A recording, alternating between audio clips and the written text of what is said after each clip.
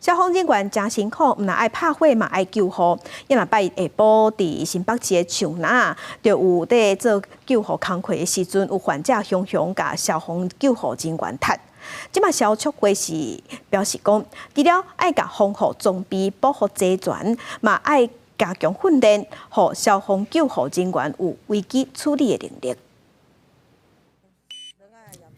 接到紧急救护，见消赶往现场，甲人送去的救护车，就伫这个时阵，查甫人耍向阳掠讲。先坐啊！对，我就知道了。患者情绪失控，用脚攻击在场救护人员，现场如苍苍。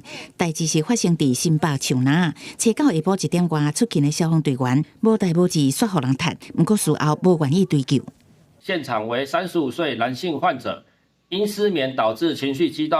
于父亲陪同上救护车时，突然出脚攻击现场救护人员。出动救护车救援类型各种拢有，包括交通事故、各种疾病、酒醉倒伫路的老人跋倒、自杀跳楼、中毒、喝水都市，这拢是消防队员紧急救护的范围。案件包山包海，不过伫救护现场，不时也拄到无理性的状况。之前有遇过，我们当下已经有安抚好，他突然就是又发作，情绪开始非常激动。可是那时候后面的救护舱只有我一个人，开始针对我做攻击的时候，我就赶快跳下车。如果反应不够快的话，可能会被他踹伤。患者走这行为，除了气酒笑惹事、言语辱骂，基层消防嘛拄到互人掀嘴皮、出脚出手拍人，救护一直有危险的代志发生，爱安怎强化消防人员的救护安全力。